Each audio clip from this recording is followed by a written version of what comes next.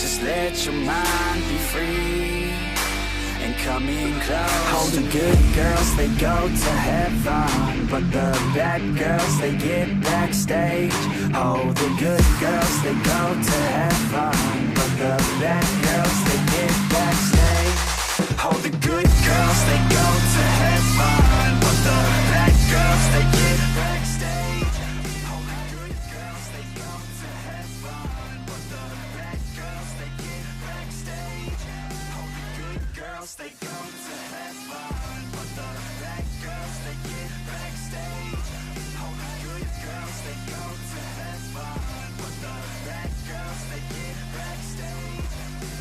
All the good girls, they act like beginners. All the bad girls, they know that they're sinners. All the good girls are really good kissers, but all the bad girls are really good strippers. Baby, don't slow it down, let's keep going. I think that you and I should lose clothing. I think that all good girls just need coaching. So let me show you how, let's get on it. Just let your body go. We'll take it nice and slow. Just let your mind be free and come in close. All the good girls, they go to heaven, but the bad girls, they get backstage. Oh, the good girls, they go to heaven, but the bad girls, they get backstage. Oh, the good girls, they go to heaven, but the bad girls, they get backstage. Oh, the good girls, they go to heaven, but the bad girls, they get backstage. Oh, the good girls, they go to heaven, but the bad girls, they get backstage. Oh, the good girls, they go to heaven, but the bad girls, they get backstage. Oh, the good girls, they but the bad girls, they oh, the good girls, they Alrighty. Okie dokie. What up, guys?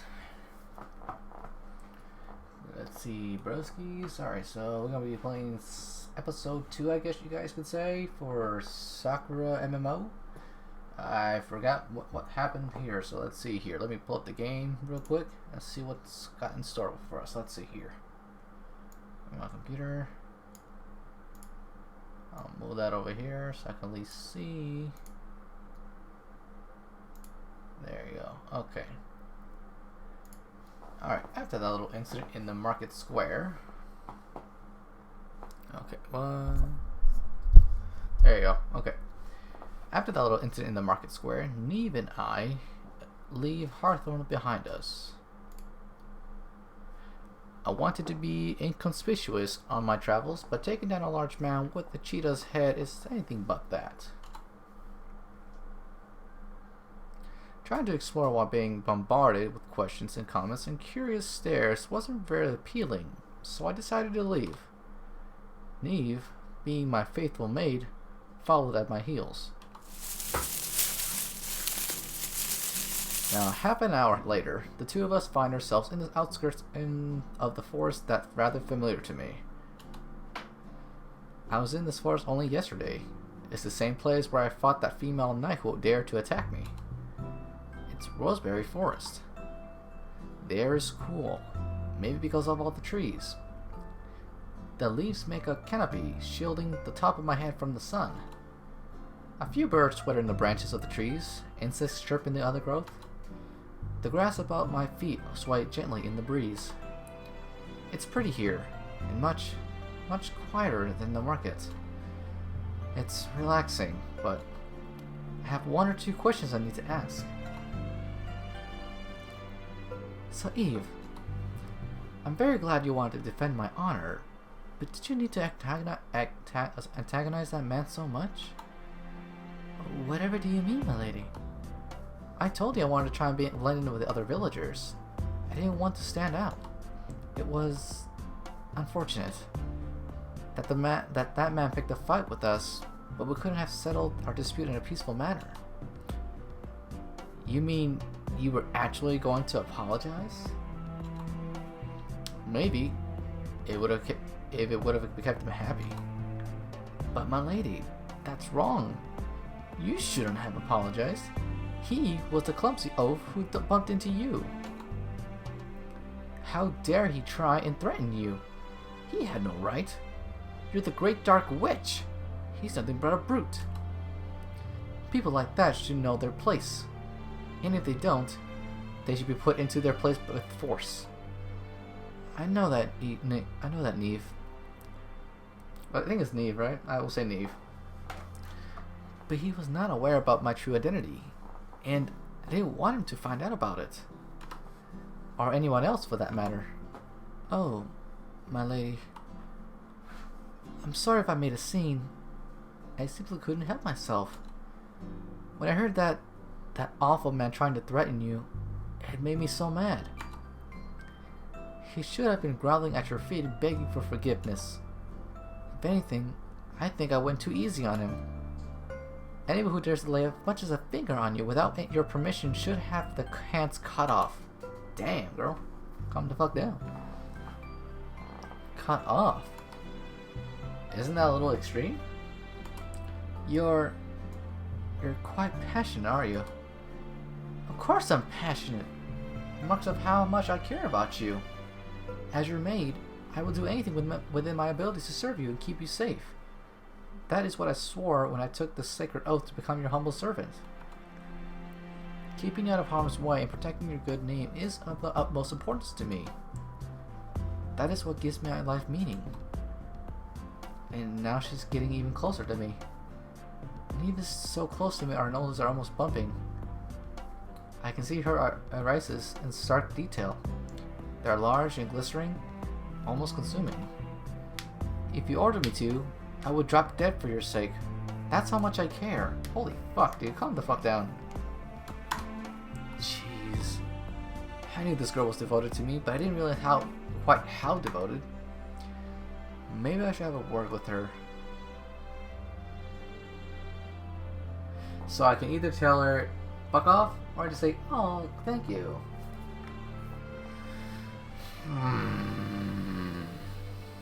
I'm not sure. It's one of these two. I'm not sure.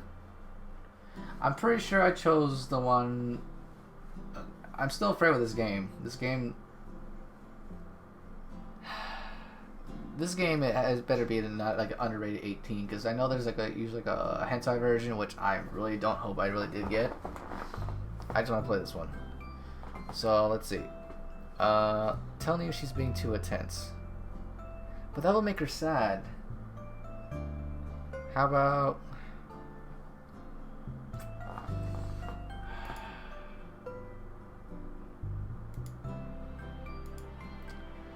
I'm not sure, dude.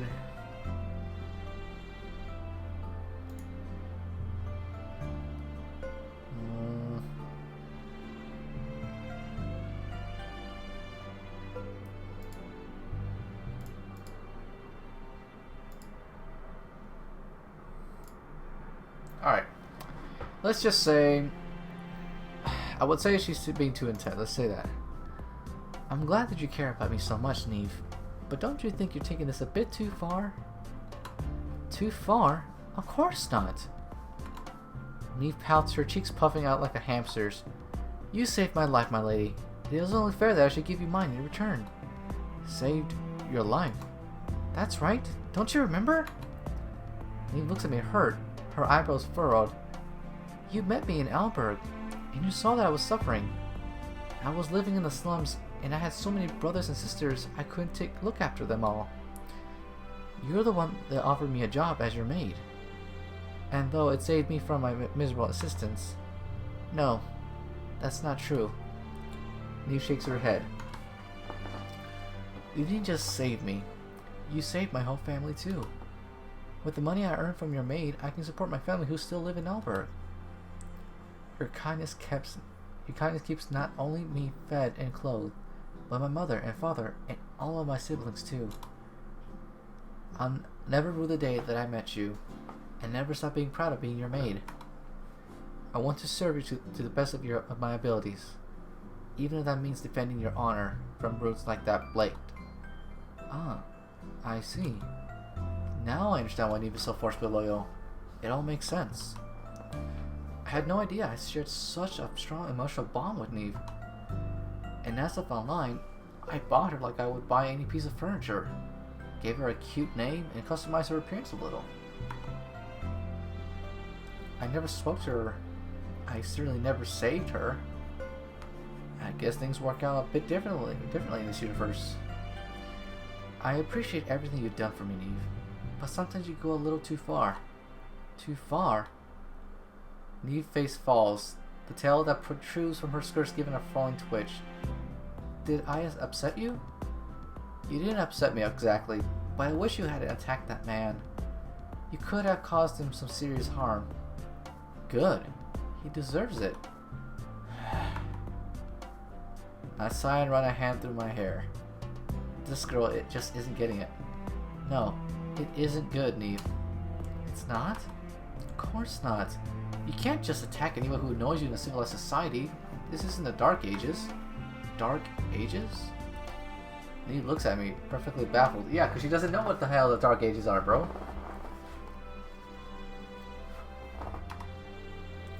It makes sense, I suppose. Maybe Asapala never had a Dark Ages. It's a different world to the one I'm used to. Never mind. My point stands. I don't want you attacking anybody like that ever again. Even if they're rude to you? Even so. I'm not a little girl, Neve. I could look after myself. If you keep getting in the way and making life difficult for me, I may be forced to let you go. No. Neve's eye widen. Her lower lip trembles. You wouldn't do that, would you? It depends on your behavior. Do you think you can listen to me in the future? I get so heated whenever anyone says anything bad to you. It's a bad habit, I know, but if you feel that strongly about it, then... She digs the tip of her shoe against the ground. I'll do my very best. Aw, okay. As your maid, I don't want to cause you any problems. I am really sorry. And she bows her head deeply. I sigh. At least she seems to understand now. Still, what a mess. I suppose this means that we can't go back to Hartham Market in a while. I really do apologize, my lady. Did you want to buy something? Not particularly. I just wanted to look around a little. Well, Roseberry Forest is a good place to any explorer. Shall we take a walk? Certainly we can, my lady. Though, there isn't much here. Just trees, I think. I happen to be fond of the foliage. You don't see all the trees in Tokyo. Unless you go to one of the parks or shrines, I never had much of a chance to enjoy nature. I was just too busy between home and work, home and work. Wait, what? I was too busy going between home and work, home and work.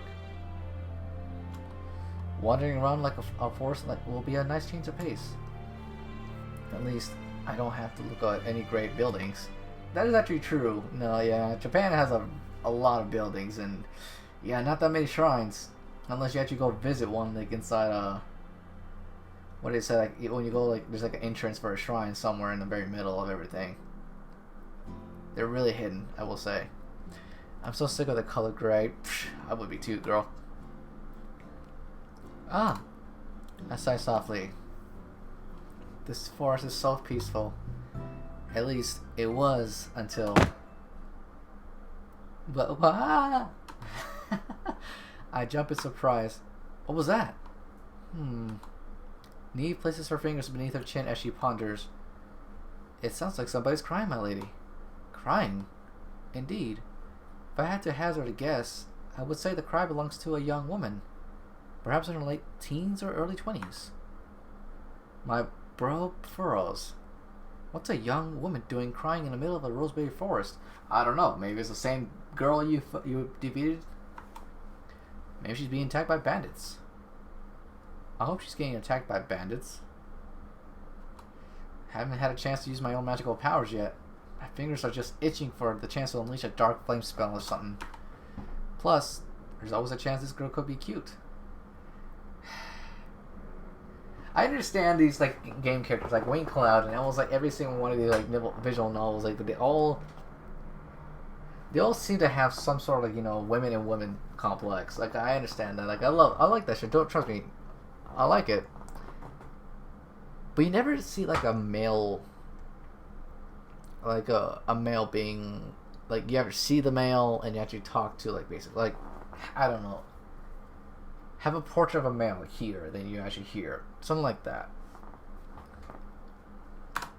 I'm always prepared to score points with cute girls. All right, you know what? Let's continue. Yes, as a Saint Eve, why don't you and I intervene?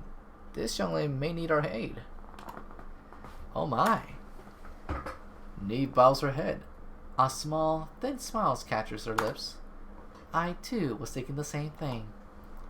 There's nothing I would love more than teaching a group of ruffians a good lesson. Aww. And there's a trouble. But when Neve and I make it to the source of the commotion... Wait, where are the bandits? Unfortunately, it appears as though there are no bandits. We were a touch too hasty in our assumptions, my lady. That figures. I was looking forward to using a dark flame spell too. Oh well, I suppose it's a good thing this young woman hasn't come to any real harm. But why then is she crying? Is it a trap? Oh, hang on. It's a trap.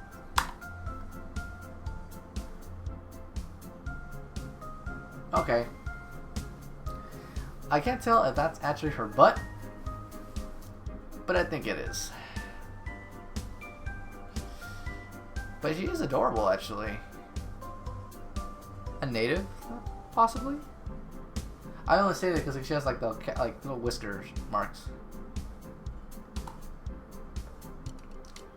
Damsel in distress. Okay, cool. Well, I can call her a young woman, but she's rather short, with a sweet heart-shaped face and fair hair. She's probably a few years younger than I am, but I can't pinpoint her exact age. The girl is on her hands and knees. She's scrabbling around in the dirt, pushing twigs, and leaves to no side. Okay, so leaves to one side. Okay. I can't read. All the while, she's mumbling to herself under her breath. It's got to be somewhere. I know I dropped it somewhere around here, but where? Ow! This ain't no good. I don't remember. The longer her search continues, the more desperate she seems to get. Tears slowly trickle down her cheeks. They're flushing to bright red. Oh, come on, girl, don't cry. She's looking for something. Is it like her contacts or something? Did she lose her contacts on the floor? Fuck, that would suck, dude. On the freaking forest as well. You can't find shit. She's concentrating so hard I don't think she noticed even me. Mother would be so mad if I don't find it, but woe is me. I have no idea where it could be. Oh, I am so unlucky. Why do these things always happen to me? The distressed girl pauses. Her fingers curl into fists and then, all of a sudden, she punches the ground. Ooh, girl, calm down. You may have destroyed the contact. Maybe she's trying to alleviate some of her anxiety, but... Ow! It doesn't work. The girl hisses in pain and draws her hand back. It looks like she's accidentally hit the root of a tree. Ooh! Girl, calm down. Ooh! Her knuckles were already dirty, but now they're cut and bruised and starting to bleed. This sucks. I can't stand it. She holds her hand to her chest and rocks back and forward slowly. This is the worst day of my life by far. I'll never find it, and I'll never be able to go home. Mother will have my head for sure. Ooh, I can't cry. Ah, there it is. The despairing howl. That's what drew Neve and I to this girl in the first place. More shields fall from the girl's eyes. They land on the muddy ground and with a series of soft splashes. If nothing else, at least her distresses provide nutrients for the trees and plants. Oh, that's kind of fucked up. This girl looks like she's in quite the fix. Indeed. Indeed it does. Do you think we should help her? We could, but She doesn't look like she has two pennies to rub together. I'm sure she's from a poor family. She has nothing to offer us and we have no reason to help her. You didn't seem to oppose to the idea of helping her when we were possible bandits for us to attack. That's different. I'm always prepared to take down a ragtag group of hoodlums. Neve cracks her knuckles together. The disturbing smile surfaces on her lips once more. Unfortunately, it soon vanishes. God damn, she goes... Okay. But there's no satisfaction to be gained from aiding a poor peasant girl like this. If I were you, my lady, I'd leave her and be out of my way. If you give ruffians like this an inch, they'll take a mile. And the clothes off your back, and the money in your pockets to boot. You might have a point, but... I look back at the young girl. She's sobbing in earnest, like her heart might break. She isn't even trying to look for whatever she has dropped. Maybe she's given up. I can't believe it. How can I be so clumsy? I'm useless. That's what Mother will say when I return home for certain. You're useless, Fionn. Oh. Oh, it's not. She's like one of those people, dude. She's one of those kids, dude. Fuck.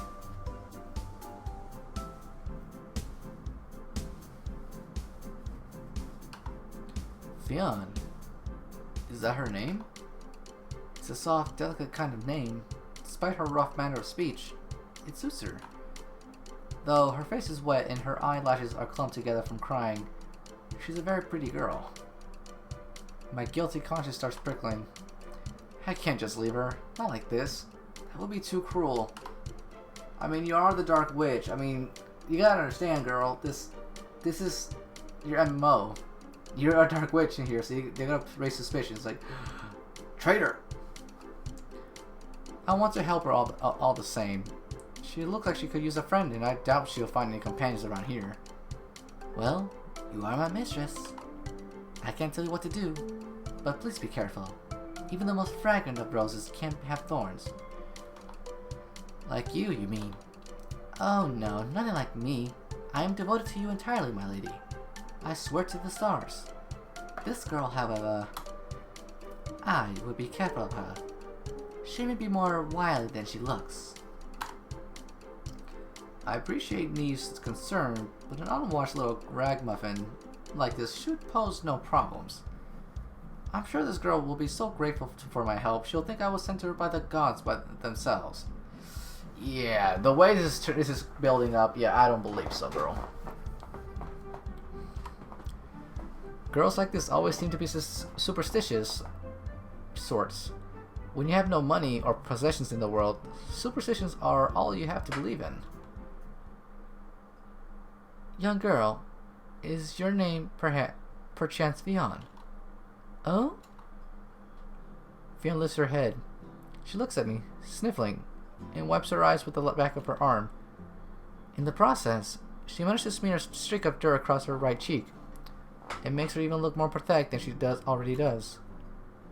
Judiciously, I decide not to pass comment.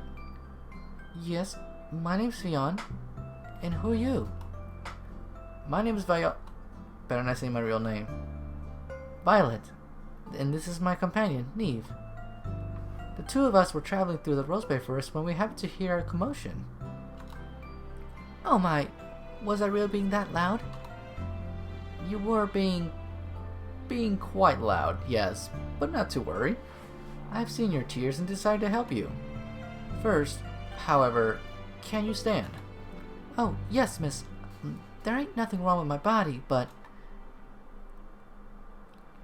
Fionn gets to her feet. She wipes the dirt and grass from her thighs with her fingers. Of course, since her fingers are also dirty, she only succeeds in smearing the filth around. Alright, oh, hang on. Before I do anything...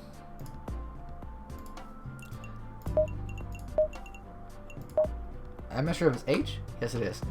Okay. Explain to me. I don't understand, dude. The way these are clothing, like, oh my god, the clothing in these games are always so exotic, but I fucking love it. Alright. Fiona gets to her feet. Oh, I already read the part.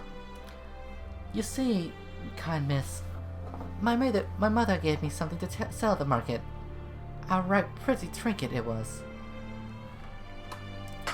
What was it exactly? It was a ring.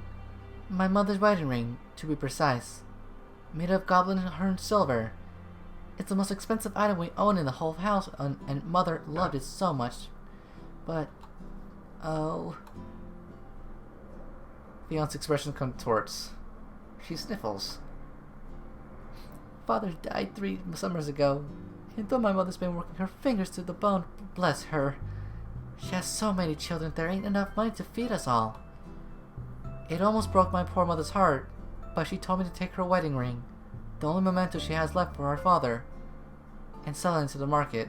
Oh, dude, no, that's really fucked up and sad. Shit. I told Mother not to, and asked her if there was some other way. But she was firm, miss. She said it was the quickest way to get money, and with the money we can buy food, and then we won't starve. My baby brothers and sisters are looking awfully peaky, and I'm also worried about them. But... She trembles. In my clumsiness, I dropped the ring. Now I have nothing to sell at the market, and I lost my mother's ring to boot. My poor mother. She entrusted me with that ring a ring of hers to me, which she loved so dearly, and I wasted her sacrifice. I've ruined everything with my accursed clumsiness. How long have you been looking for that ring? Oh, I don't remember, miss. It's been so long. A few hours at least. But all I have to show is our cuts and bruises. Maybe I'll never find it. Maybe it's too late. Aw, hell no, dude. That's really sad, dude. Tell Fiona to be more careful. To be more careful, you're just basically just telling her, okay, just keep looking for her and just be careful. And just keep looking at her, basically. Comfort her. What the fuck, dude? It's never too late, Fiona. Miss? I rest a hand on Fion's shoulder, dirty though it is, and give her a reassuring smile. My companion and I will help you find that ring. Isn't that right, Neve? If that is what you wish. Neve drops a neat curtsy with her expression as cool and inscrutable. That is, if the ring even exists. She has trust issues. And 30 minutes later, wow! Thank you, kind Mrs. I can't believe you actually found it. Fiona smiles happily. Aw, I'm happy for her, dude. Holy shit. She holds the ring to her palm and closes her fingers around it protectively. She's so overjoyed, she's practically beaming.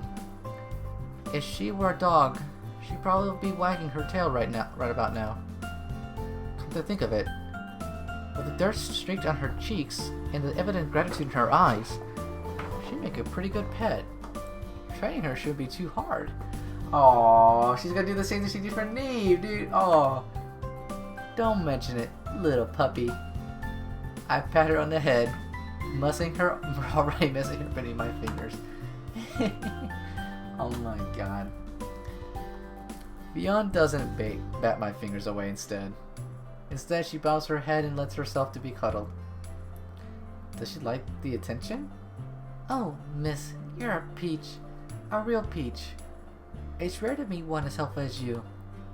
I was simply trying to do the right thing. Only a heartless brute will fail to show compassion for a lovely woman like yourself. Then most people in Nassau must be heartless, miss. Sometimes I have wondered. A few travelers passed by in the woods already, but none of them stopped to help me. You're different, miss.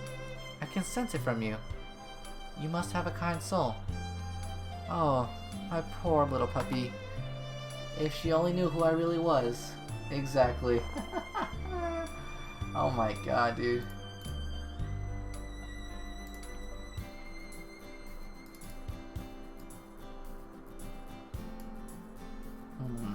There you go. If she realized I was the dreaded dark witch Viola, would she be afraid of me? Does she? Let me pat her head then. Now I can sell this ring at the market. Hopefully, I'll fetch a tidy profit. I wonder... Neve, who's been silent up until this point, examines the ring in Fion's palm. You said this ring was made from goblin-hewn silver, did you not? Yes, that's what I heard, miss. How strange. Goblin-hewn silver doesn't go cloudy like that.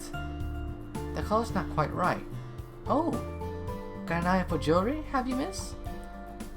I have an eye for forgeries. Are you sure you're telling us the truth? I'm always truthful, miss. My own mother told me that the ring was made by goblins, and why should I doubt her word? If your mother truly believes that, she was probably tricked. This ring doesn't look expensive to me. It's a piece of mere costume jewelry, really. And it's gaudy, too. I'll doubt you'll fetch much for it. Eve sighs and folds her arms. I can't believe I had to scrabble around in the dirt for this. That ring is hardly worth it. Well... Fion's cheeks turn pale pink beneath the fine layer of dirt. It might not be fancy as the things you used to, miss, but it's worth it for me. I always thought this ring was made from goblin-hewn silver. If it ain't, then I've been duped. It might be worth as much as I thought. But it should fetch a little bit of money. Enough to feed my family for a few more days at least. You say you are hurting for money. Horribly so, miss. I don't mean to sound so mopey. Not after you helped me so, but times are hard. I have 5 brothers and sisters, with another little one on the way. And our father died so suddenly about 4 months ago. Even if we would sell this ring, I'm not sure how we would survive. Then here. I reach into my pocket and draw out a few gold coins. It's nothing more than pocket change to me. I have thousands of gold coins back in the castle. Handing away a few pennies won't make it a dent in my finances. But the little thief's girl staring at my palm an object wonder. That's 8 gold pieces there. What of it? That's more money than I've ever seen in one place in my whole life. If I'm 30, which I always am. Wait. Oh, thrifty. Oh, thrifty.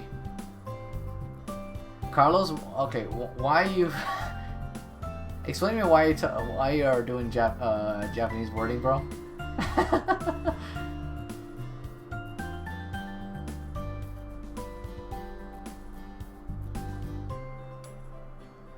Oh, man. Carlos, speak normal words, bro. I don't know what you just said.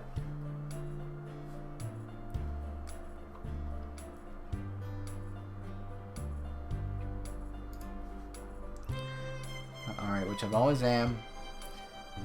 There should be enough money for there to feed my whole family for a year. But I can't accept that much kindness, can I? Of course you can. That's why I'm offering the money to you. Or do you think this one's some kind of trick? Boy, you do not know Japanese. Calm down, dude.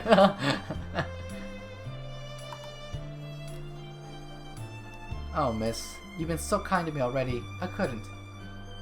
What is this? Us? What? Boy, calm down. What is this?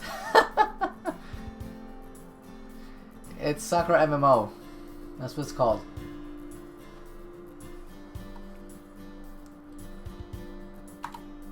She's right. She can't. Or at least she shouldn't. Neve. I turn to look at my maid, perplexed. Neve looks back at me. Her eyes are narrowed and her lips are pursed. Why are you doing this, my lady? I'm just helping a girl in need. Is that such a terrible thing? I applaud you for your philanthropy. I don't know what that means. Philanthropy, I think that's one. But we already helped her find her ring. Do we really need to offer her more aid? The little girl. Neve drowns on the thief girl, her hands on her hips. If you're desperately in need of money, like you say, you should seek alms at the church. Don't try and sift and spare coins from my mistress. It's most unseemly. Oh, miss, I wasn't. I was trying to make her feel guilty.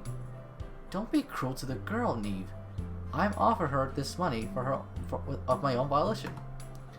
But for what cause? She has nothing to pay you back with. Her cute smile is payment enough. Eh? Oh shit.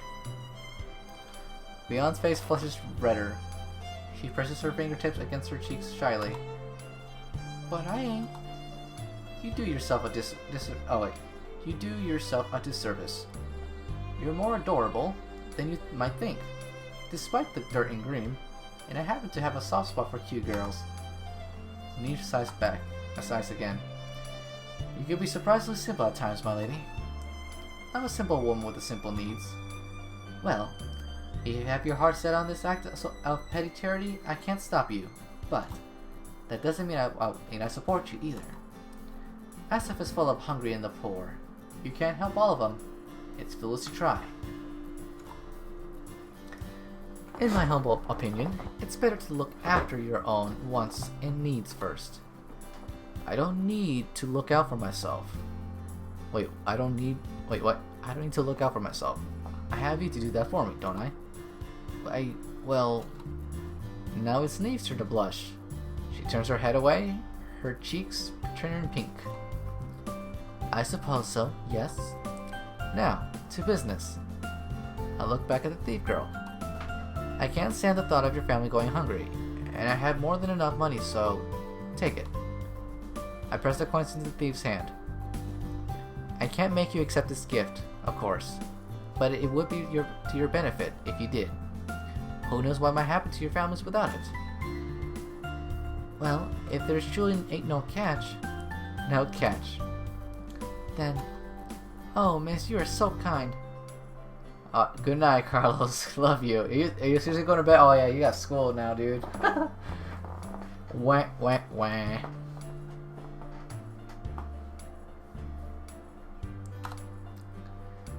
Well, good luck in school. Okay.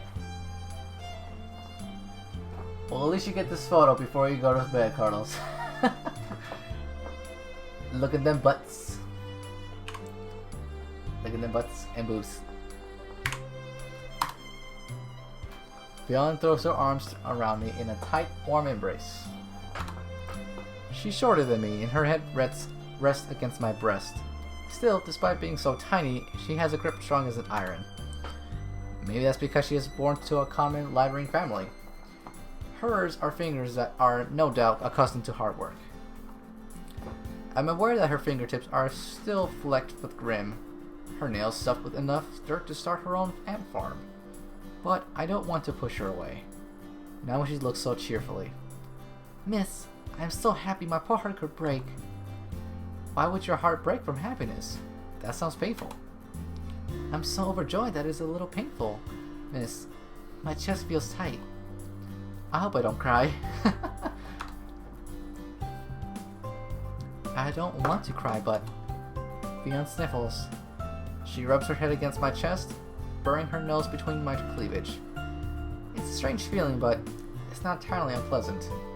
Hey, I hope you're not planning to wipe your filthy nose on my esteemed mistress. That ain't my intention, miss.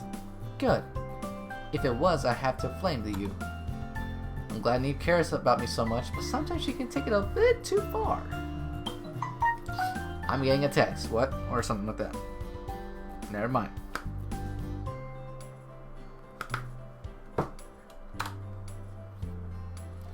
Neve, if you burn this cute girl into a crisp, I'll be very, very angry with you. Yes, my lady, I understand. Good. Oh, miss, sweet miss. I'm sorry, I haven't cried in years. You learn how to get strong, you do, when you have too many mouths to feed and you're always starving. I scrabbled around in the dirt in midwinter to find scraps to feed my family, or stolen food from wild dogs. And I even cried then. But this is something else. It's like a miracle. I don't have much faith, the gods, but you're making me reconsider. You must have been sent to me from heaven above. Oh, you flatter me.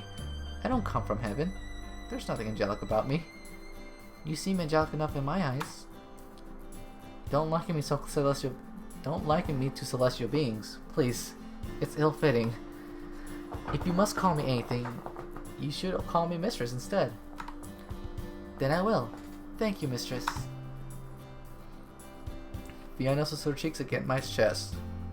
I rest my hand on the top of her head and run. My fingers, though, her flyaway hair. Good puppy. Good puppy. Oh my god. I see she can be so obedient. That's nice. She might actually make a good pet. I wanted to have a cute girl like this at my beck and call for a long while now. Neve, being my maid, doesn't really count. A harem can't be comprised of one girl. I need much more of that. Oh my gosh, she's gonna get more girls. She's probably gonna get that girl from the GTV at the beginning. I am the Great Dark Witch, Viola. I want to conquer as many cute girls as I can and bring them to my side as my loyal subjects. Yes, that is my true ambition. Will she join me at my castle if I asked? It's worth a shot, I guess. Say, Fia. Just as I'm ready to make a proposition, Fia breaks the embrace. She takes a few steps backwards, her face shining with happiness. Thank you so kindly, mistress. She bows to me. And you, miss? She bows to Neve. Now I don't need to sell my mother's precious ring. I can return home and tell my family the good news. Goodbye, and I'm so glad I met the pair of you. Fionn turns and darts away through the undergrowth. Her hair flutters behind her as she runs. She moves quickly, fast and fleet-footed like a rabbit. She must know her way around the forest well. Despite being so small, she seems rather self-assured and dependable. But if that's the case, something isn't right about that girl. Why do you say that, Neve? I don't think she was being entirely honest with us. I don't buy that story about her selling the ring. That ring was cheap. No self-respecting merchant would pay more than 1 bronze coin for it. She must have known that. She said her mother told her it was Goblin Hoon, and anybody with a modicum of intelligence would know it would be a lie.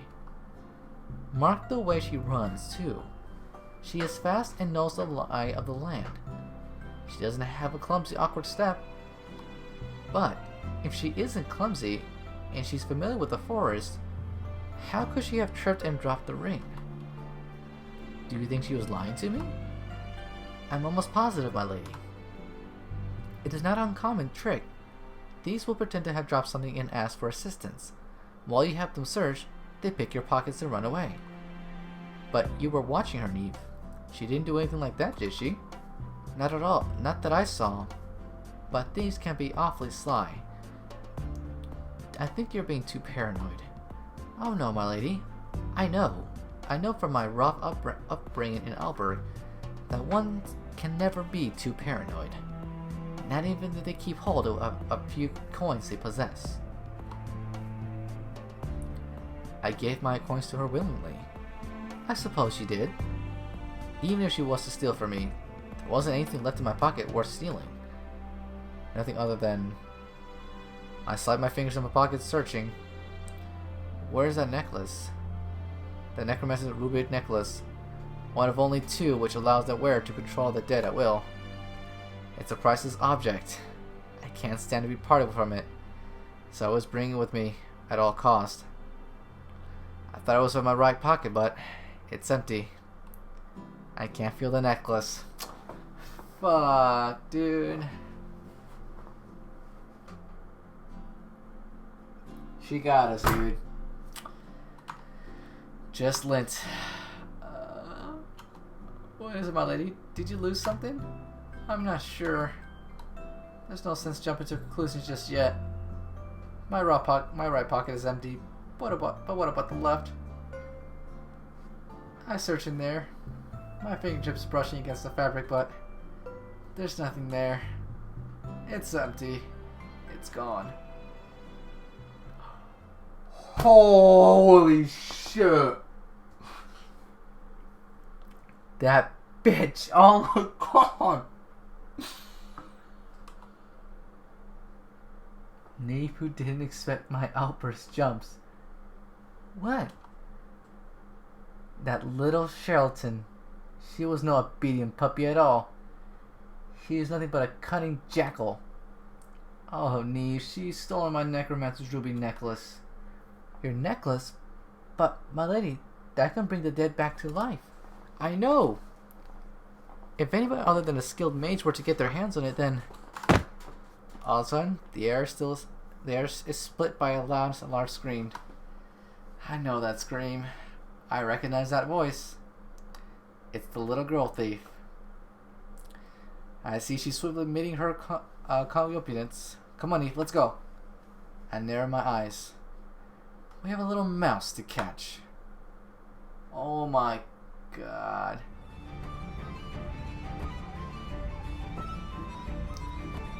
What's going on? Somebody! Anybody! Help! Fion's being backed into a corner. She's pressed up against the tree and skeleton soldiers surround her on all sides. Some of the skeletons are holding weapons. A tarnished sword here, a cracked spear there. A handful are wearing metal helmets, others have shields. The ground beneath my feet looks like it's been thrown by a plow. Loose clods of dirt pepper the ground. The skeletons, alerted by the necromancer's ruby necklace, must have been awoken from the slumber beneath the earth. I wonder how all these skeletons ended up in the Roseberry Forest. Maybe there was a war here, some kind of battle? That would explain the weapons the soldiers are clutching to their bony fingers. How old must these old palms be?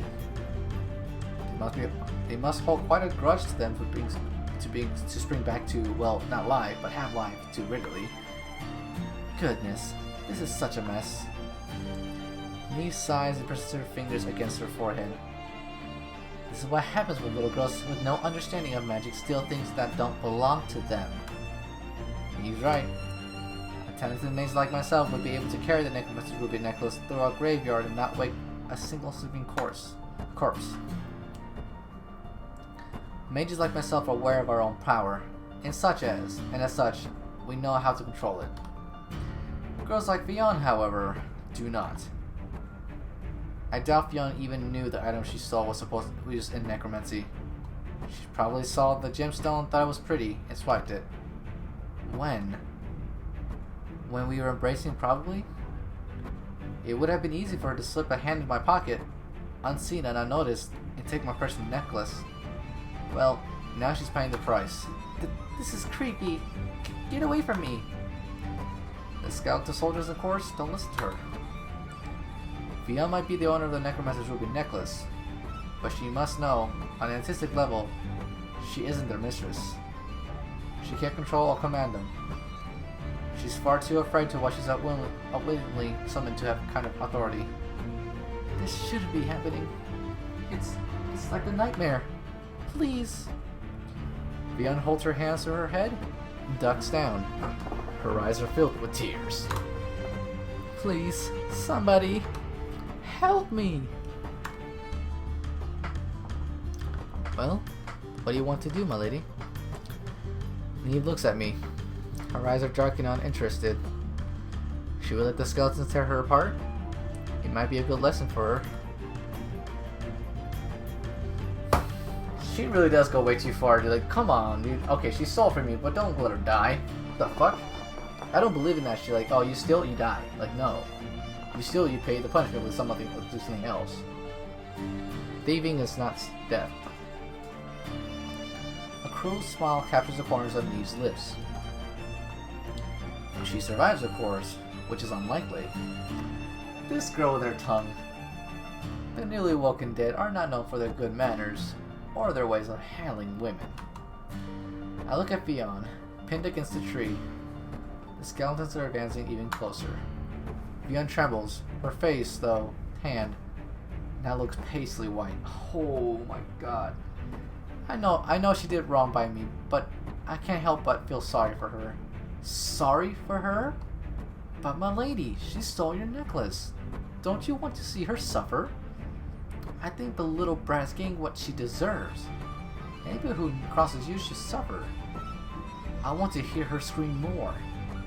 I want her to cry much, much more. I appreciate your dedication to serving me and keeping me safe, Neve. Though, would watching a young girl get melted really help me? But I don't want her to die. No, not die then. Not die then. That might be taking things a bit too far. But it's alright if she gets injured, isn't it? Why don't we let the skeletons break a couple bones, or take out an eye? Maybe they could pull out a kidney. She has 2 of them. She doesn't need both. That'll teach the thieving dog a lesson. Neve! I rest a restraining hand on my companion's shoulder. I think you're understanding one crucial thing here. Oh? And what is that, my lady? I might be the feared Dark Witch, but I am not a murderer. I won't allow a young girl to be slaughtered in front of me. And I certainly won't let her kidneys be harvested either. It just isn't right. And it would be a shame too, Fion, despite her fast fingers, is very cute. I don't want her pretty face to get damaged. But my lady, what about her punishment? I will punish her as I see fit. Naturally, I haven't forgiven her for playing such a rotten trick on me, or for taking advantage of my kindness. But... Please, somebody! The skeletons are advancing even closer. One of them holds a sword aloft. The point inches away from Fion's head. All of a sudden, the sword swings down fast.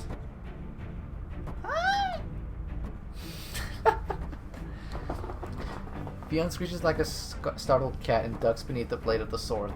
The steel shaft hits the tree where her head once was and gets stuck in the trunk.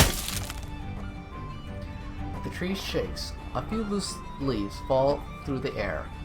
Some of these leaves land on Fion's hair. She's been a few seconds slower ahead. Oh, hang on a second. Woo. Hang on a second. Oh my god.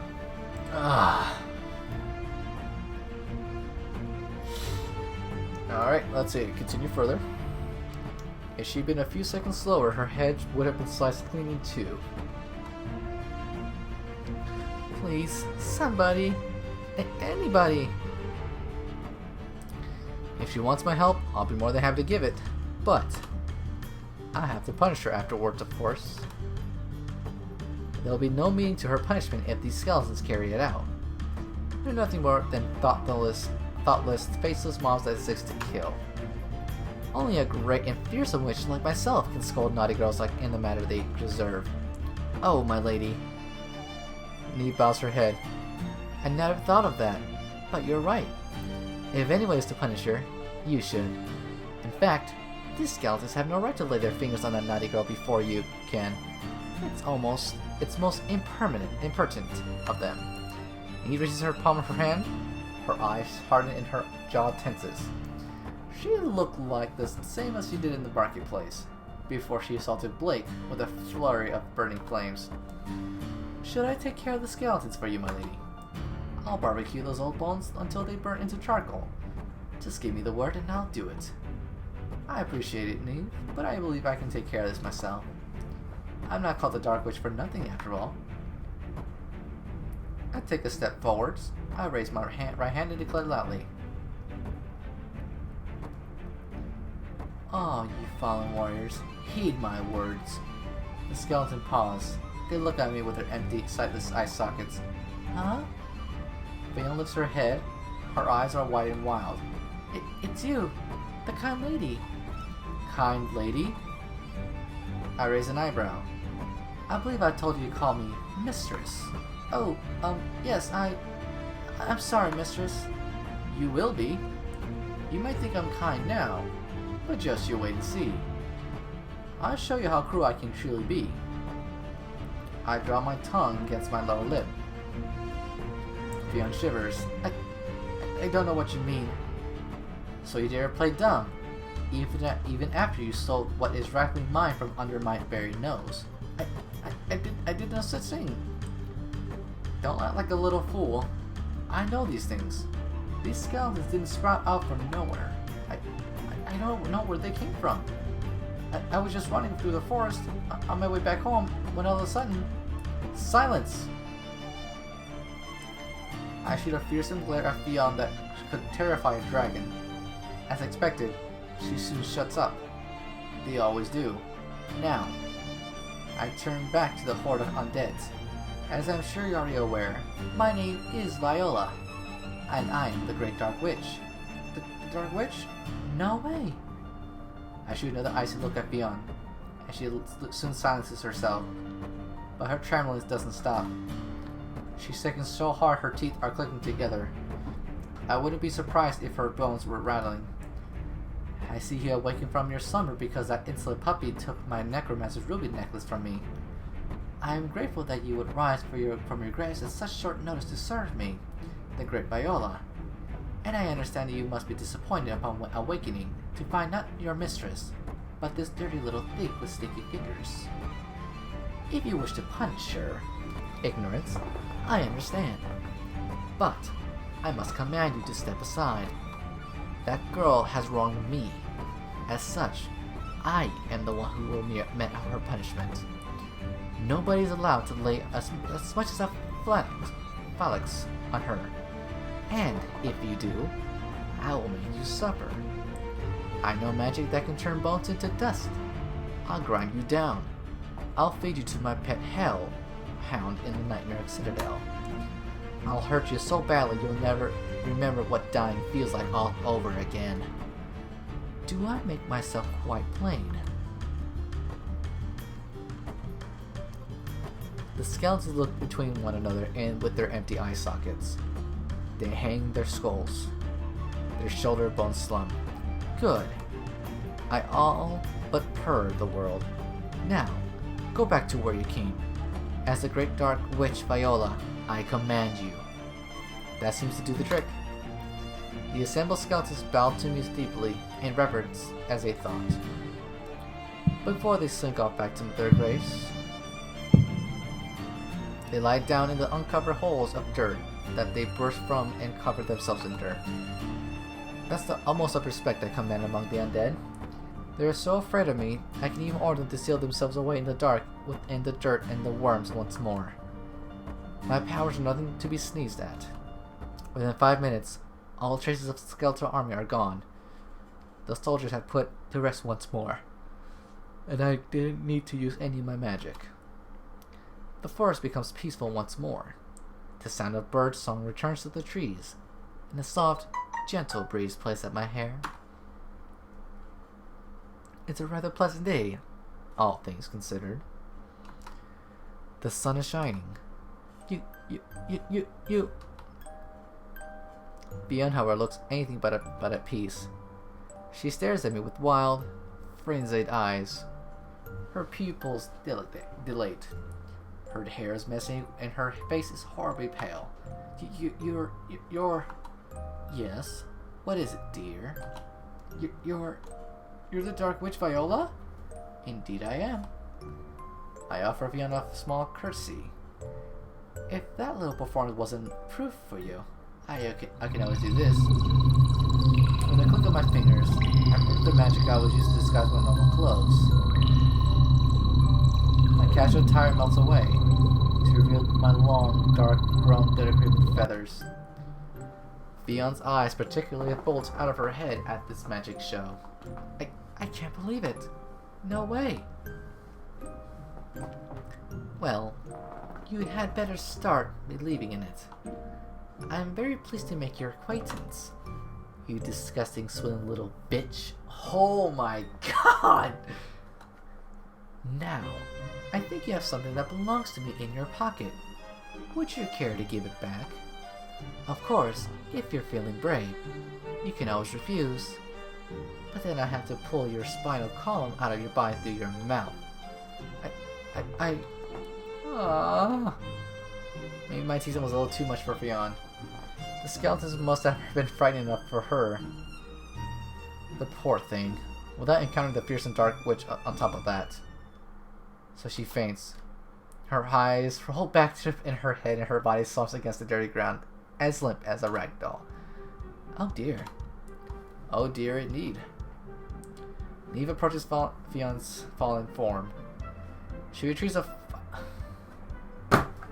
Really? She retrieves a fallen branch and pokes her with it. Really, dude?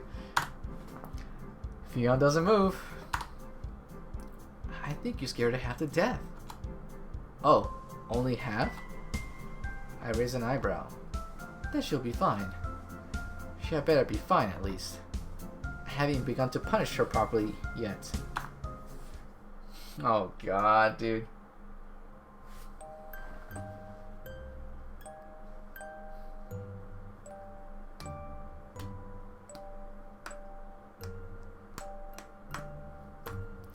Oh man, this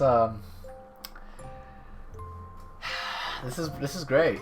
This is definitely great. Hey, what's going on? Why are you doing this to me? Oh, isn't it obvious? No, I don't get it. I don't get it at all. I glance down at Fion. After she feels unconscious, Neve carried her, priceless style, to the bank of a small river that flows through the forest. River banks are always thick in mud and silt, and this particular river is no exception. I thought it would be the perfect place to start my title, Re-Education Program. I woke Fion none too kindly, with a splash of cold water to her face. Oh, does it really show water? Oh no. Then, when she was still sputtering and confused, I ordered her to sit in the dirt on her hands and knees. She tried to protest a little at first, but when I reminded her of who I was, she soon fell silent. Her face pale, obviously afraid of further rebuffs. Fion obediently sunk down to the ground in the mud. That's when I decided to enact stage 2 of my plan. I call it the human chair. I'm placing the full weight of my behind down on Neve's back. Her spine dips inwards to accommodate my weight, which in return pushes her palms and knees more firmly against the mud. Fion whimpers. This is weird. Oh? I press down a little more firmly against her back. The mud between Fion's fingers switches in a satisfying way. If this little thick girl was dirty before, she's positively filthy now. Just thinking about it makes me feel contented. It's a strange kind of happiness. I feel like a cup that's been completely filled to the brim with sweet, sparkling wine. Are you not enjoying this? Of course I ain't enjoying it. Who would? I think you should consider it a privilege, having the great Dark Witch Violet use you as his chair. Aren't you glad you can be useful to me? Who'd be glad about something like this? Fion squirms beneath me. Her face is red, with her eyes are narrowed from concentration. It looks like she's using all of her energy not to collapse beneath my weight. You're heavy. Now look here. Neve takes a step forwards. Her eyes narrow. Sparks begin to crackle at her fingertips. How dare you insult my lady's weight after being everything she's done for you? You should count yourself lucky she hasn't turned into a pile of cinders. You're getting off remarkably easy despite the gravity of your crimes. So don't you dare make fun of my lady. She's worth 10 of you. She's heavier than 10 of me too. Why you, Neve? I hold up one hand, signaling to stop. I appreciate Neve's fierce loyalty, but I don't want her to burn this little thief girl like she did with Blake at the market. Please, let me handle this. But she's insulting you, and that's why it'll be more fun to break her down. I like a girl with a little bit of fire in her. It makes things more entertaining. I press my weight down even more firmly across Fion's back. She gasps in pain. The palms of Fion's hands and the tips of her fingers are driven deeper and deeper into the dirt like 10 pegs. Fion's whole body is splashed with mud now. It sticks to her chest, her arms, and her stomach. If only it was chocolate, I might be able to lick off in the point of my tongue. But that's just an idle fantasy. Pinning a cute girl like this down beneath me and slowly drawing my tongue over her exposed body sounds like a fun bonding experience. Well, maybe it would be more fun if it was a bonding exercise. Aren't you starting to feel good, Fion? Do you feel honored to have me use you as my own personal chair? Cruel woman like you should be baked alive in the underworld. How dare you! Neve. I hold up a hand once more. Neve's a lot more fire than she looks, particularly when I am the subject of a conversation. I need to keep a close eye on that. I like your attitude, little thief girl. It's too bad you won't be able to argue against me with that petty mouth of yours for much longer. What do you mean? Isn't it obvious? I'm going to break you down. I'm going to grind you to the dirt until you realize how lowly and pathetic you are compared to me. Right now, you're nothing more than a piece of furniture. Do you understand? You're such a bitch! Oh my god. That's right. And you're a chair. I hate you. After I saved your life. I raised an eyebrow. You've been torn to pieces if it weren't for me. Well, maybe you have a point. Then why don't you try showing a little humility, huh? But it's embarrassing. Oh, her flushed face, flecked with dirt, really is charming. I wonder if I can make her blush even more. You're embarrassed now, are you? Why don't we see just how much more I can embarrass you, my cute little thief girl? I'm going to grind her down. I'm going to make her mine, no matter what. No method is too dirty. No trick is too underhanded. In the end, I always get what I want. Holy shit. Exactly where are we going? It's a fair question, I suppose. After using Fion's as my own personal chair, I just need to wash the dirt and mud from her with a bit of magic. Then I asked, more like forced, Fion to walk through the forest with me, flanked by Neve. Furthermore, I once more shrouded my witch's robe in a concealment spell. I don't want to run the risk of running into anybody and giving them a scare. Fion's eyes keep darting here and there like a cornered rabbit. But I make it quite plain to her that, should she try to run away, she will be swiftly punished with one of Neve's fire spells. Though unruly and disobedient, I think my little thief girl has learned what will happen if she tries to run. She might be obeying me in body, but her eyes still seek to defy my orders. I'll change that soon. We just need to go deeper to the forest. You'll find out soon enough, my cute little puppy. Don't call me a puppy. It's not like I'm your dog. It seems like she has some bite to her, my lady. I can tell, but don't worry, Neve. I'll soon train all the disobedience out of her. You know I can still hear you. Don't talk about me like I'm not here. Oh? Neve narrows her eyes. Are you trying to tell my mistress of what she can do and she can't do? Neve's body crackles with invisible energy. Her eyes go emotionally. My mistress is the feared dark witch. Everybody in Asif knows her name, and everybody fears her.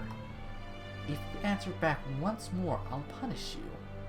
I'll punish you so long and hard there won't be even a speck of you left. Fion takes a few steps away from me. She clings to my arm. And I thought being with that dark witch was bad enough. I think your maid is even more scary than you are. Eve is just overprotective. Don't mind her too much. How could I not mind her? when she's glaring at me like that. She's creepy. What did you just say? Don't worry about her too much. She won't punish you. Not unless I give her the signal, which I won't. I'm going to give you a different punishment instead. Well, oh, well, ain't that swell? That makes me feel so much better. It should. This punishment might be more stimulating than you are imagining. I pause. The three of us have reached a small clearing at the heart of the forest. There in the center of the clearing is a very large, very tall tree with a lot of hanging vines and old withered branches. We finally arrived. Fion stares at the tree that towers before us. Her eyes widen. Her mouth falls slack. Oh no. She looks back at me. Why did you bring me here? Why not? It's part of your re-education program. But this tree, everybody knows about this tree. If you get too close to it, it'll come to life. It catches people in vines and then... Yes, what does it do? Fion's face burns bright red. Horrible things. Unspeakable things. I heard the stories. I'm sure you have too. This tree was, funnily enough, one of the most formidable enemies in ASAP Online. This tree, known as a sentient sycamore, is a far higher level than the other monsters in this forest. Its abilities allow it to pick up characters and immobilize them. Caught in this tree's vines and branches, all of a player's skills have become locked, and unless they have team members to free them, all they can is squirm as the tree depletes their health. For some reason, this always did more damage to the female characters than the male ones. Sometimes it even destroyed the female character's armor. Everybody thought it was some kind of perverse joke set up for the game's developers. Perverse jokes or not, I don't really care. If this tree can make Fiona her mind her manners, then I'll consider it as an asset. Let's go. Go? But we just got here. I don't like the vibe of this place. It's creepy. You're not supposed to like it. It's meant to be punishment. I think I'd rather go back to the river if it's all the same to you, miss. You can set at me as much as you want, just don't make me go near that tree. I don't want anything to do with it. The poor girl looks so anxious, she's probably trembling. Maybe the mere threat of being harassed by this sentient tree is enough to put her in her place. Do I really need to go through with this? I could always take pity on her just this once. Bruh, no, that'd be the fucked up thing oh my god. I kinda wanna see how it looks if we push her in, dude. Ah, shit, bro. Alright. Oh my god, dude. Okay, we're gonna see how it looks if I just push her in, because she did steal from us. And again, I fear if I go here, it's gonna basically going to tentacles. That's the one thing I'm looking as. I'm pretty sure it's gonna happen. All right, well I saved it. I'll see what happens. No remorse. Oh shit. Of course I have to go through with this. I'm the Great Dark Witch Viola. I can't let myself be overcome by a moment of pity. I said I was going to punish this girl, and I will. It might be a dirty way to get the job done, but so long as the job does get done, who am I to complain? Oh, stop your whining. I am honest woman, and I don't go back on my word. But that tree. If you give me up to that tree, it'll kill me. Don't be silly. It won't kill you. It'll just play with you a little. If it goes too far, I'll attack it and make it easy. Let it go of you. Promise. You promised me? But you're the Dark Witch. I don't know if your promises are worth all that much. I may be a Dark Witch, but like I said, I'm honest. Now forward you go. Wait, what? I push Fiona towards the tree. She stumbles.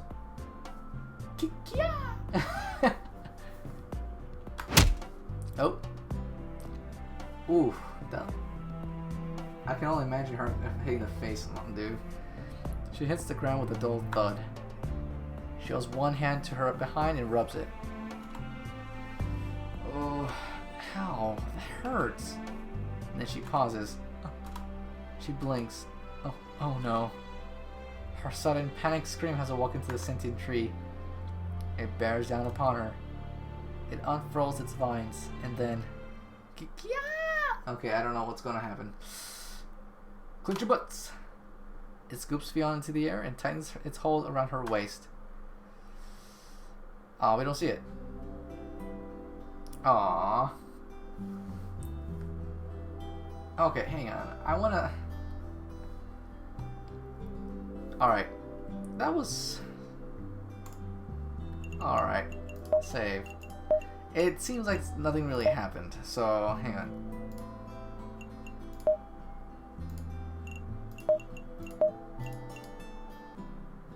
Alright. Let's try to be nice. Okay. Let's see what happens if I do this. Alright, fine. I think I've made my point. Huh? Beyond shoulders relaxing, noticeable relief. So, you were just bluffing? I figured as much. You might be wicked, but even you would do something so that cruel. But my eyes flash. I'm not gonna let you off that easily. We can go back to the river, but as the addicted smile captures the corners of my lips, I still need to punish you. I'm annoyed about you stealing my amulet, and I have to let you know just how much you enraged me.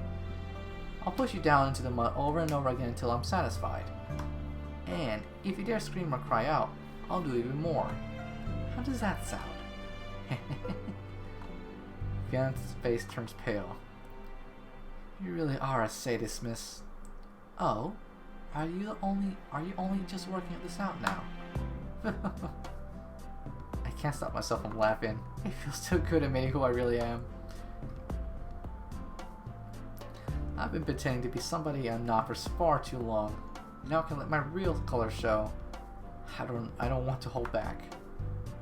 I'm going to have a lot of fun with this thief girl in the future. And I really do mean a lot. Yeah, I don't like that, dude. No. Yeah, no, I think you could be wicked, but again, you gotta show compassion too, because it's like, okay, fine, here's this. But if you fuck with me again, you're gonna get it, basically. Ow. Alright, after I took the time and effort to re-educate my precious little thief girl, I took her back with me to the Nightmare Citadel. I wouldn't call it kidnapping per se.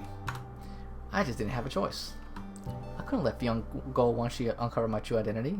She might blow my cover the next time I went out in my disguise, which would not be to my advantage.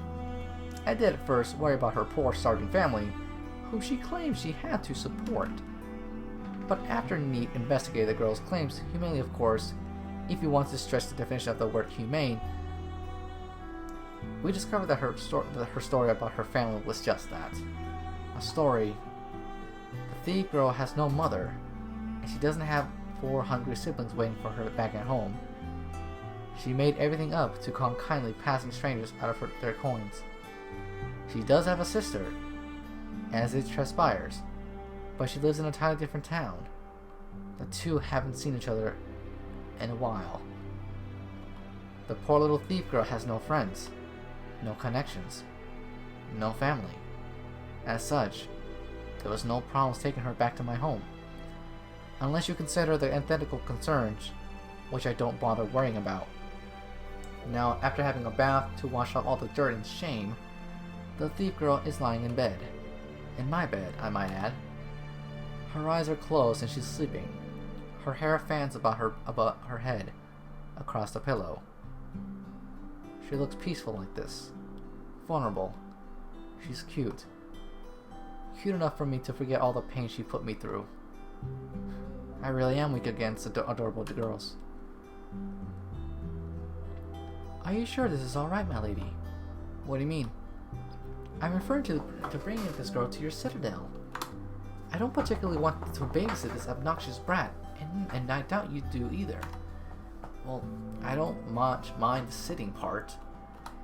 I'd be more happy that I'll be more happy to do that if it would further her re-education. I giggle under my breath. Neve still looks unconvinced. She frowns, her arms crossed beneath her chest. Hang on a second, I'm just fixing my shirt there. I don't know. I know you enjoy playing with new toys, my lady, and I can't fault you for it, but this would probably be a lot simpler if you just killed her. Damn. Oh, Neve, I'm shocked at you. My lady? I'm not a brute or a psychopath. I don't commit murder, especially not for fun, or on a whim. I only unleash my magic on those who threaten me, and even then, I try to settle things diplomatically at first. You should know that. Yes, I know. Neve hangs her head, suitably cowed, her cheeks flush. I'm sorry, my lady, for insinuating. It's just... I don't know what we're supposed to do with this pest.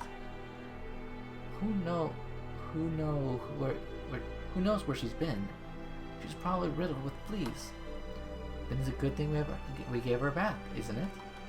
I don't know, and I don't like her sharing your bed either. It just isn't right. You're the owner of this citadel. Your boudoir is a sacred chamber. None, save yourself and your utmost trusted servant, should be allowed to enter this room. Oh? I raise an eyebrow. I can't stop myself from smirking. Are you jealous, Neve? I'm not jealous. I just... Neve presses her fingertips together and looks down at the floor. Though she doesn't admit it, she's jealous. She's totally jealous. How cute. I'm so lucky I have a mate who's devoted to me. I just don't think it's proper, that's all. You didn't much care about propriety when you attacked that poor half-bred at the marketplace. He deserved it. He insulted you. And this thief girl deserves much, much worse than the so-called punishment you gave her. She stole from you. I can't forgive her. I won't forgive her. You don't need to forgive her, Neve. This little thief is my guest, not yours. I suppose you're right. You can make your own decisions. Of course you can, my lady. In the end, I'm nothing more than a maid. Now, don't look so downhearted. Huh? I take a step closer to Neve. I tilt her head up with my thumb, and press a quick, fleeting kiss against her lips. Wait. You're much more than that, made to me. You should know that already. My lady. Neve's legs tremble, despite her immense magical power. She looks like she might collapse at any moment. I brought this thief girl back here as a little experiment, you might say. Experiment? I want to see how well she integrates to living with me. Though she claims to hate me, living in the Nightmare Citadel must be far superior to living on the streets, begging for scraps of food and coins from passing strangers. I'll see that she has everything she could ever need. I'll keep her warm and I'll keep her safe. And then what, my lady? Who knows, maybe? Who knows? Maybe within time she'll become as devoted to me as you are. I doubt that, my lady.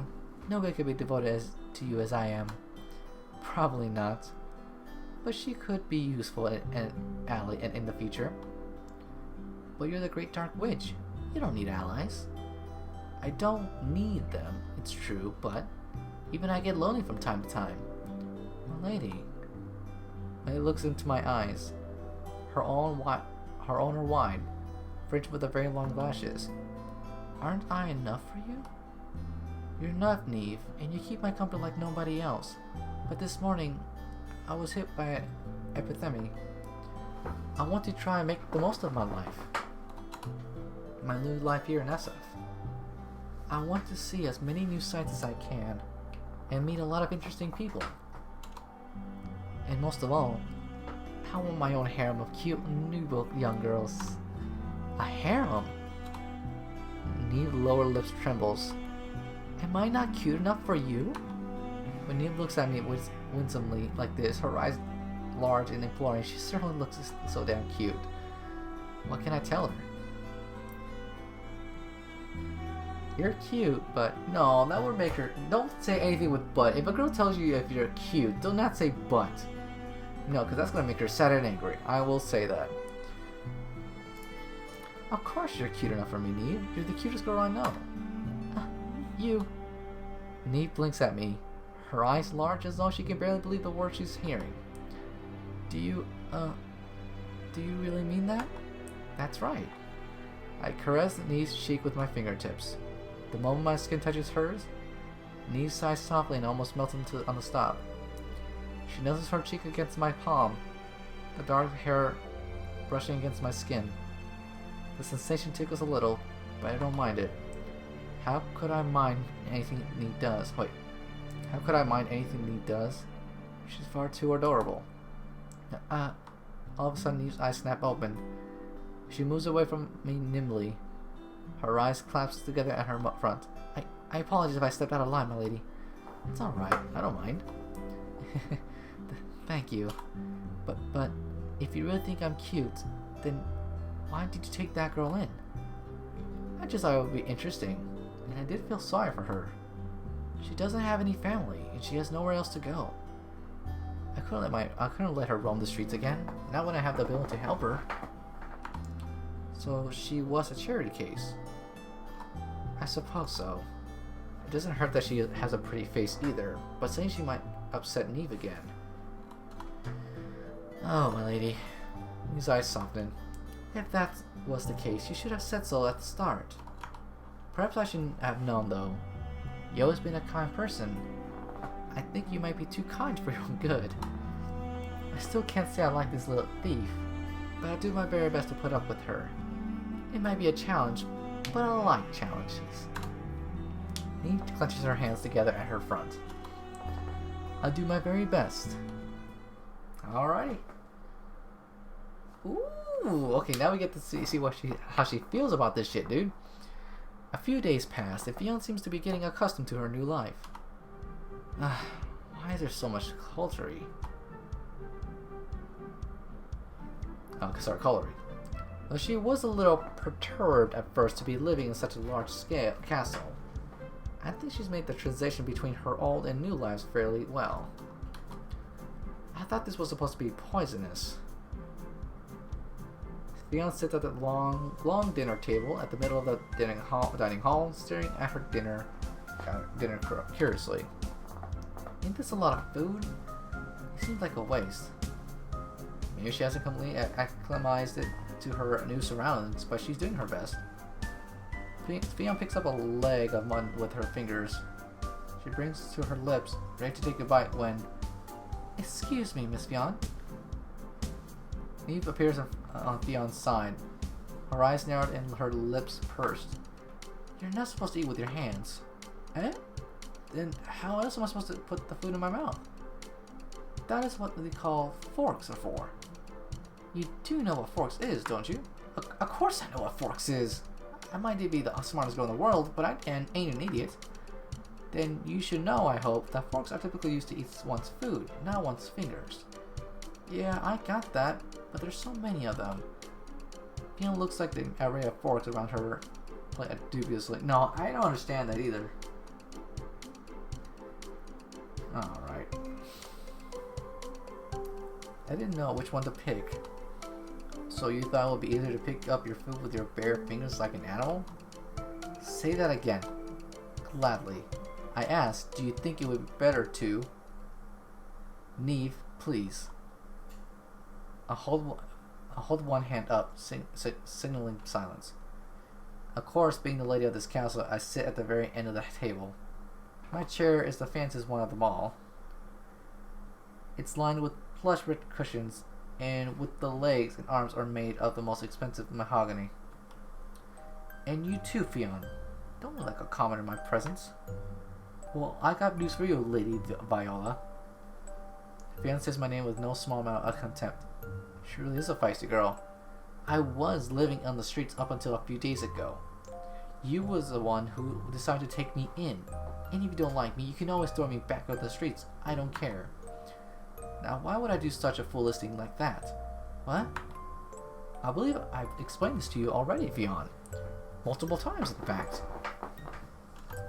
I enjoy having you around. You're very cute, and it seems a shame to let you wander the streets, dirty and tired and hungry. A girl's true charms can only be discovered after she has a decent night's sleep, and there's a bit of food inside her. So that's why you're taking care of me? Could you think I'm pretty? I wouldn't go through all this effort if I thought you weren't hideously unattractive. You're so shallow. I simply have a healthy appreciation for attractive girls. You should count yourself lucky, Miss Fionn.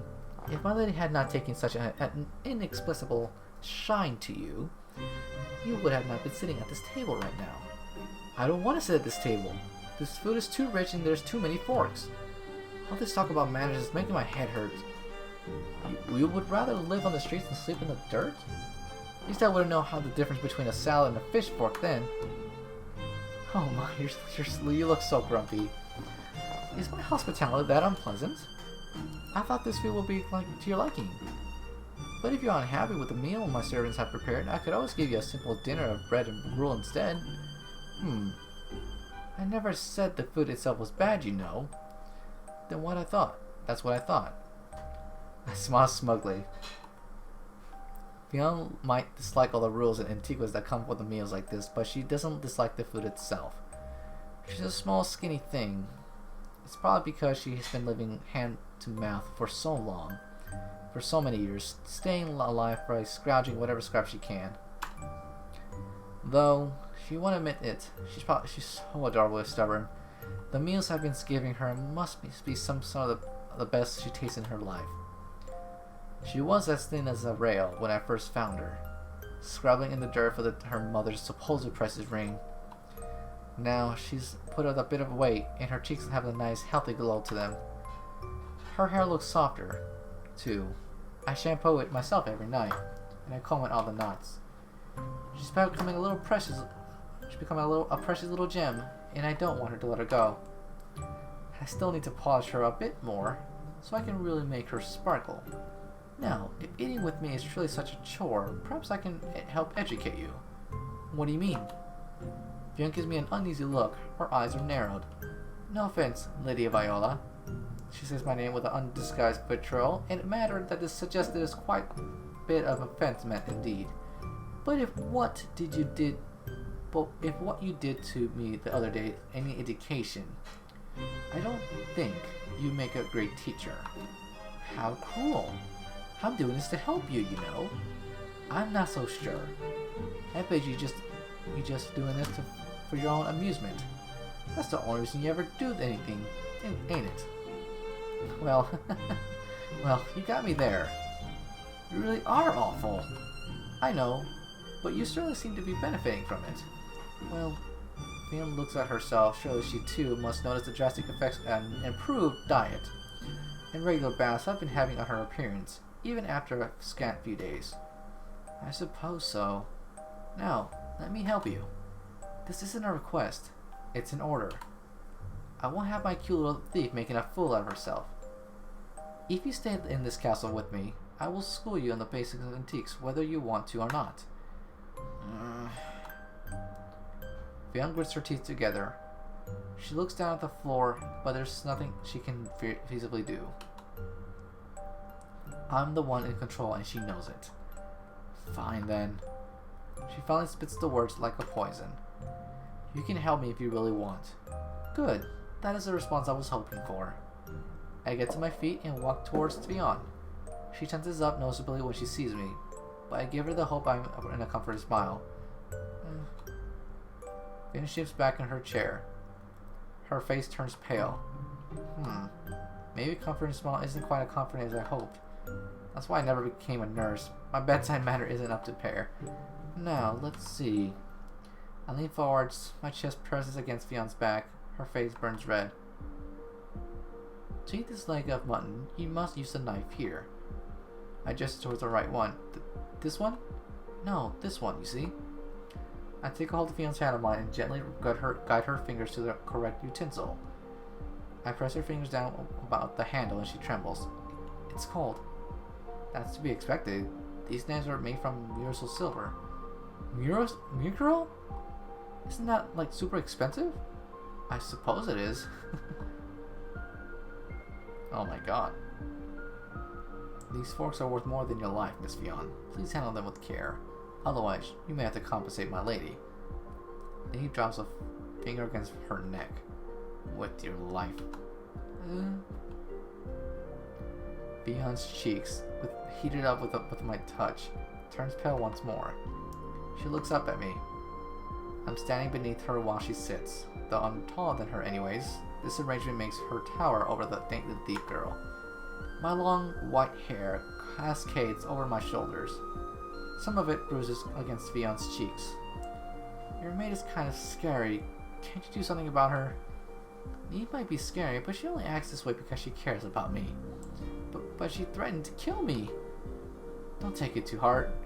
Eve won't lay a finger on you with me around. Now, about your education. I look back at the fork. You use this, alright? Right. And with the other hand, I rest my fingers around Fionn's left hand. Our fingers twine together. Fionn's hands were rough and... Oh god, I can't speak. I think this is the last part here. Fionn's were rough and callous when she first came to Nightmare Citadel.